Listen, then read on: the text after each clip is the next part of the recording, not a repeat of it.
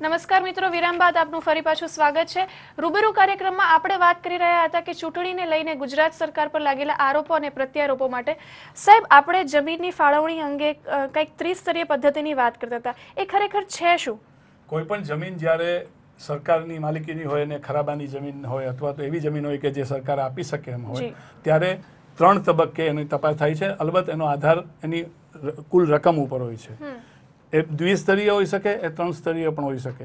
3 સ્તરીય સામાન્ય રીતે જ્યારે રકમ વધારે મોટી હોય બહુ ત્યારે થાય. એ 3 સ્તરીય પદ્ધતિ શું છે આપણે સમજવાની જરૂર છે. સૌથી પહેલાં તો કલેક્ટરના વડપણ હેઠળ એક કમિટીની રચના કરવામાં આવે કે જે કમિટીની અંદર ડેપ્યુટી ટાઉન પ્લાનર હોય, મામલતદાર હોય, રેસિડેન્ટ ડેપ્યુટી કલેક્ટર હોય. આ બધા લોકો અમુક આંકડાઓ અને વિગતો ભેગી કરે. એ એમ નક્કી કરે કે આજુબાજુના વિસ્તારની અંદર પિયત જમીન કેટલી હતી, બાજુની જમીન કેટલી હતી, ખેતીની જમીન કેટલી છે અને નજીકની જમીનના શું ભાવ છે એ બધા ભેગા કરવામાં આવે. એ ભેગા કર્યા પછી આ કમિટી એક આખી એની તુલના કરે. તુલના કરીને એ લોકો એમ કે આ જમીન આની નજીકમાં છે, આ જમીન આના જેવી છે, આ જમીનનો છેલ્લો ભાવ આ હતો અને એ જે દિવસે તમે જમીનનો વેચાણ થયું હોય એને લઈ અને નજીકની જમીનને એમાં નક્કી કરવામાં આવે. આ નક્કી થાય એ પછી આગળ જાય સ્ટેટ લેવલે અને સ્ટેટ લેવલમાં ચીફ ટાઉન પ્લાનર હોય અને ખાતાના સેક્રેટરી હોય અને એ બધા આ જેમ કમિટી ડિસ્ટ્રિક્ટ લેવલે હોય એ જ કમિટી ત્યાં રાજ્ય લેવલે હોય. અને જ્યાં રકમ વધારે હોય અમુક કરોડથી તો એ પાછું કેબિનેટ પાસે જાય અને કેબિનેટની અંદર આ આખી બાબત મૂકવામાં આવે અને મૂકીને પછી નક્કી કરવામાં આવે કે આ ભાવ કેવી રીતે નક્કી કરવો. આ પદ્ધતિ ઔદ્યોગિક ગૃહો માટે 1956થી શરૂ કરીને અત્યાર સુધી ફોલો કરવામાં આવેલી છે અને બધી સરકારોએ ફોલો કરેલી છે. એક નાનો ઉદાહરણ આપું. વાપીની આજુબાજુ જે જમીનો કોંગ્રેસ સરકાર તરફ આપવામાં આવેલી એ આ જ પદ્ધતિથી આપવામાં આવેલી અને આ જ પદ્ધતિથી એ જમીન ખેતીની હતી ને આપવી જોઈએ કે નહીં એ બીજો સવાલ છે.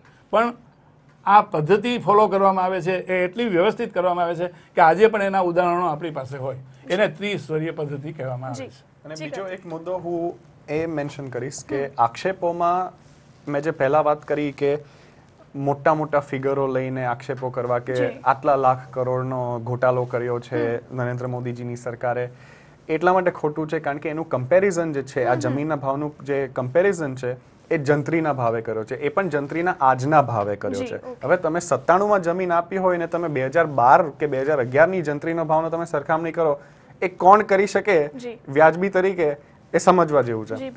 બીજું એ કે જંત્રીનો ભાવ છે એ સ્ટેમ્પ ડ્યુટી માટે લાગે.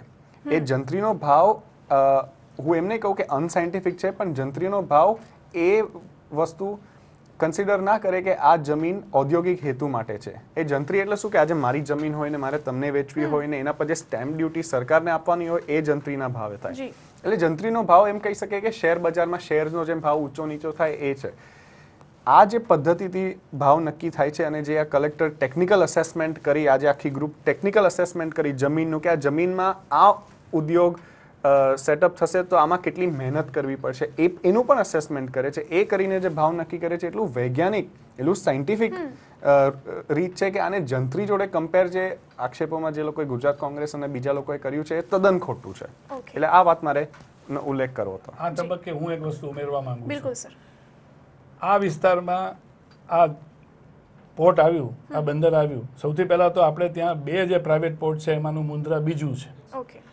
આ પોર્ટ આ જગ્યાએ આવ્યું એના પરિણામે જે આજુબાજુના વિસ્તારને ફાયદો થાય, લોકોને નોકરી મળે, રોજીરોટી મળે, સારી એવી સંખ્યામાં રોજીરોટી મળે. આની સાથે જે એન્સિલરી ઇન્ડસ્ટ્રીઝ હોય એ બધા આવે. એ ઉપરાંત એક ઉદાહરણ તરીકે જ કહું કે આ બધા વિસ્તારોની અંદર 3 બેંક હોય તો એના બદલે 35 બેંક શરૂ થઈ જાય. શા માટે શરૂ થઈ જાય? કારણ કે જાતની ઇન્ડસ્ટ્રીઝ ત્યાં આવે, એક્સપોર્ટ ત્યાંથી થાય. આજે કસ્ટમ્સ અને એક્સાઇઝની અંદર એટલી મોટી આવક થવા માંડી છે કે કંડલાની જેટલી આવક થાય છે એટલી જ આવક મુન્દ્રાની થવા માંડી છે, જે દેશ માટે બહુ સારું છે. આજુબાજુની જમીનોના ભાવ આનાથી વધે, એનાથી આજુબાજુવાળા લોકોને ફાયદો છે. અને આજે ત્યાંથી આપણે જાણીએ છીએ મારુતિ વાળાએ જગ્યા પસંદ કરી બહુચરાજીની. એનું એક ઓફિશિયલ કારણ એમને એમ આપેલું કે બહુચરાજીથી મુન્દ્રા અમે આ વસ્તુ તાત્કાલિક ઝડપથી મોકલી શકીએ એટલા માટે અમે આ જગ્યા પસંદ કરી છે. એટલે અમારી બધી જ જગ્યાએ વસ્તુ એક્સપોર્ટ થઈ શકે. તો આજે મારુતિનું સમગ્ર એક્સપોર્ટ મુન્દ્રા બંદર જ થાય છે. ગુજરાત ખરેખર અભિમાન લેવું જોઈએ કે 2 પ્રાઇવેટ બંદરો છે તે બંને ગુજરાતની અંદર સૌથી પહેલાં શરૂ થયા છે. અને એનો જે આજુબાજુનો ફાયદો છે ઘણી વખત આ બાબતમાં આક્ષેપ કરતી વખતે ધ્યાનમાં લેવામાં આવતો જ નથી. અને બીજો એક મુદ્દો એ છે કે આપણે પોર્ટ પોલિસી જોઈએ તો આજે જો ભારત સરકાર અને કોંગ્રેસ પાર્ટીને એવું જોઈતું હોય કે ગુજરાતમાં કોઈ પોર્ટ જ ના એસ્ટાબ્લિશ થાય તો વાત બરાબર છે, તો એ લોકોને આક્ષેપ માની લઈએ. આજે નાવા સેવા પોર્ટ જે મુંબઈમાં છે એને ડોમિનેશન કે એને મોનોપોલી કેમ હોવી જોઈએ? આજે ગુજરાતમાં 1600 કિલોમીટરની કોસ્ટલાઇન છે, એમાં કેમ આપણે આપણો પોર્ટ ના હોવો જોઈએ? અચ્છા, આપણો પોર્ટનું જે કન્સ્ટ્રક્શન જે માણસ ઓર્ડિનરી વેપારી બુદ્ધિ સમજશે એ સમજી શકશે કે આજે પોર્ટ ઊભો કરવો હોય તો એના માટે ઘણું રિસ્ક જોઈએ, ઘણું ઇન્વેસ્ટમેન્ટ જોઈએ. એ પોર્ટ ફેલ પણ થઈ શકે છે.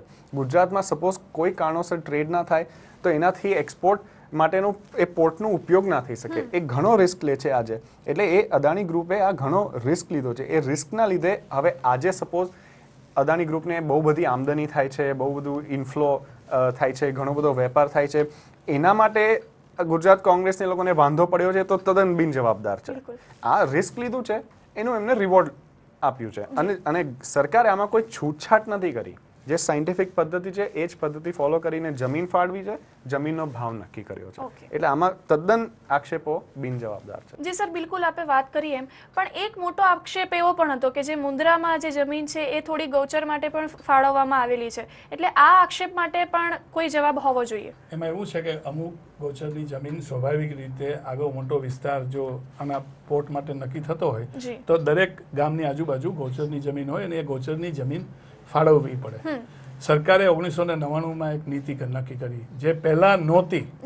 પહેલા પણ ગૌચરની જમીન ઉદ્યોગિક ગૃહોને આપવામાં આવતી હતી, પણ એની સામે કંઈ લેવામાં નહોતું આવતું.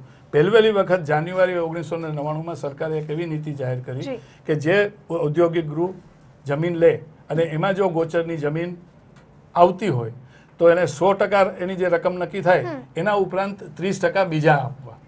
અને આ 30% જે ગામની ગૌચરની જમીન ગઈ હોય એને આપવી, જેથી એ ધારે તો બીજી ગૌચરની જમીન લઈ શકે અથવા તો જે વિસ્તાર ગૌચરનો છે એને ડેવલપ કરી શકે. હવે આમાં બહુ એક રસપ્રદ બાબત મારે તમને કહેવી જોઈએ કે આ ઝરપરા ગામના થોડા લોકોએ ગુજરાત હાઈકોર્ટ સમક્ષ ચેલેન્જ કરેલી અને ગુજરાત હાઈકોર્ટની ડિવિઝન બેન્ચે 2008માં એમ નક્કી કર્યું કે આવા સંજોગોમાં ગુજરાત પંચાયત ધારાની કલમ 108 હેઠળ આ આખી પ્રોસેસ થઈ શકે અને એ સંજોગોમાં જો પંચાયત હા ન પાડે તો પણ સરકાર હા પાડી શકે. આ મુદ્દા ઉપર એ લોકો સુપ્રીમ કોર્ટમાં ગયા અને તાજેતરમાં અઠવાડિયા પહેલાં સુપ્રીમ કોર્ટે ગુજરાત હાઈકોર્ટનો જે ચુકાદો છે તે સ્વીકારી લીધો. એનો અર્થ એમ થયો કે જો ગૌચરની જમીનમાં 30% વધારે રકમ લીધી હોય તો ગૌચરની જમીન ગઈ એવી ફરિયાદ ન થઈ શકે, કારણ કે એ જમીનની રકમ પાછી ત્યાં આપી દેવામાં આવેલી છે જે તે ગ્રામ પંચાયત. પણ છાપાઓમાં પાછું એવું પણ આવ્યું કે આ જે જમીન છે એ 800 થી લઈને 10,000ના ભાવે સબલીસ કરવામાં આવી અને આને કારણે રાજકીય તિજોરીને બહુ મોટું નુકસાન થયું. એટલે આ શું છે? એમાં એક મેં જે પહેલાં કહ્યું કે આજે જે માણસ પોર્ટ માટેની જમીનની માંગણી કરે ને પોર્ટ માટેનું જે ઇન્વેસ્ટમેન્ટ ને મૂડી રોકાણ કરે એ માણસ આજે રિસ્ક લઈ રહ્યો છે. એ રિસ્ક એમાં એ ઘણા પૈસા ડૂબી પણ શકે, ઘણા કરોડો પૈસા ડૂબી પણ શકે. એટલે આજે SEZ એક્ટ હેઠળ જે માણસ એ એરિયા ડેવલપ કરે એ માણસને આજે સંપૂર્ણ છૂટ છે કે એ કમર્શિયલી બિટવીન હિમ અને પ્રાઇવેટ પાર્ટી જોડે એ કઈ રીતે કઈ ભાવ નક્કી કરી શકે. આજે અદાણી ગ્રુપ 10,000માં વેચે તો એવું બની શકે કે કોઈ લે જ નહીં, નો વન મે બી ઇન્ટરેસ્ટેડ. આજે કોમ્પિટિશન ઘણું છે, મુંબઈ જઈ શકે, બીજા આપણે ગુજરાતમાં પ્રાઇવેટ પોર્ટ છે ત્યાં જઈ શકે. આ એક કમર્શિયલ રીતે ભાવ નક્કી થાય છે. હવે ગુજરાત કોંગ્રેસ અને બીજા લોકોનો આક્ષેપ એ છે કે તમે 1 રૂપિયામાં આપી 1 થી 32 રૂપિયામાં આપી અને આ લોકો કમાય છે 800 થી 10,000. એ નથી જોતા કે એની વચ્ચે અદાણી ગ્રુપે કેટલા કરોડોનું ઇન્વેસ્ટમેન્ટ કર્યું છે એ, અને બી કેટલી આવક સ્ટેટ ગવર્મેન્ટ અને સેન્ટ્રલ ગવર્મેન્ટ જે કોંગ્રેસની છે એના તિજોરીમાં જાય છે. આજે એ નથી જોતા. આજે સાદું એવું જ જોઈએ છે કે જાણે કે મેં એક જમીન લીધી હોય ને હું એના પર બેઠો હોઉં 5 વર્ષ 10 વર્ષ અને મેં વેચી નાખી અને મેં કરોડો કમાવ્યા એવું જ જોઈએ છે. એ નથી જોતા કે એનાથી ઇન્વેસ્ટમેન્ટ થયું છે, મૂડીરોકાણ થયું છે, મૂડીરોકાણથી કેટલું બિઝનેસ થયું છે, કેટલા લોકોને આજુબાજુ રોજગારી થઈ છે. એક 5 સ્ટાર હોટલ ત્યાં ખુલી શકે કે વડાપાવ વાળો પણ ખુલી શકે. આજે એનો પણ ધંધો આ ઇકોનોમિક એક્ટિવિટીના લીધે વધી શકે એ નથી જોઈ રહ્યા. એટલે આ આક્ષેપ તદ્દન બેસલેસ છે. આમાં એક વસ્તુ ઉમેરીશ કે SEZના કમિશનર હોય છે તે ભારત સરકારના નિયુક્ત થયેલા હોય છે અને SEZ જ્યારે ચાલતું હોય છે ત્યારે આ આખી પ્રક્રિયા એમની મંજૂરીથી થતી હોય છે. એટલે એવું નથી કે SEZ વિભાગ અને જે ભારત સરકારના વાણિજ્ય વિભાગ, કોમર્સ વિભાગ તરફથી ચલાવવામાં આવે છે. આ બધી સત્તાઓ એમની મંજૂરી વગર નથી હોતી. અને જે ભાવ 800 થી માંડીને 10,000 સુધીની જે વાત થઈ છે એ તો 5-7 વર્ષ પછી જે તદ્દન પાણીમાં ડૂબેલી જમીન હતી ત્યાં કમ્પ્લીટ સારું રસ્તાઓ કરી, બધી ઇન્ફ્રાસ્ટ્રક્ચર ફેસિલિટી આપી અને પછીનો ભાવ છે એ ભાવ તો સ્વાભાવિક રીતે વધારે થવાનો, કારણ કે ત્યાં બધી વ્યવસ્થા થઈ છે. પણ વ્યવસ્થામાં એક પૈસો કોઈ સરકારે આપેલો નથી. આ પોતે જ કરવાનું હોય એમણે કહ્યું એ મુજબ. અને ગૌચર આપણે વાત કરતા હતા એમાં એક વાત હું ક્વિકલી કહી દઉં કે બીજેપીના પુરુષોત્તમ રૂપાલાજીએ એક બહુ સરસ ડેટા બહાર પાડ્યો છે ને એ અત્યારે બીજેપીની પણ વેબસાઇટ ઉપર આપ જોઈ શકો છો. કોંગ્રેસ ગવર્મેન્ટે જ્યારે એમનો રાજ હતો ત્યારે ઘણું વધારે ગૌચર લેન્ડ ઇન્ડસ્ટ્રીયલિસ્ટને એલ બેફામ આપી દીધું છે. આજે એની કોઈ વાત નથી કરતા, એનું કોઈને યાદ જ નથી. યાદ ખાલી એટલું છે કે નરેન્દ્ર મોદીજીની સરકાર, આપણે ગુજરાત સરકારે, હાલની ગુજરાત સરકારે અમુક ગૌચર લેન્ડ આપ્યું. કેમ? કારણ કે એ ગૌચર લેન્ડ એ એરિયામાં પડતું હતું જ્યાં પોર્ટ કરવો હતો. એટલે આજે એવું નથી જોતા કે કોંગ્રેસ ગવર્મેન્ટે એના કરતા પણ વધારે ગૌચર લેન્ડ આપી છે. સર, આ ઉપરાંત અખબારોમાં બીજા અન્ય આક્ષેપો પણ આવ્યા છે, એના વિશે આપણે વિગતવાર ચર્ચા કરીશું, પરંતુ એ પહેલા લઈએ એક નાનકડો વિરામ.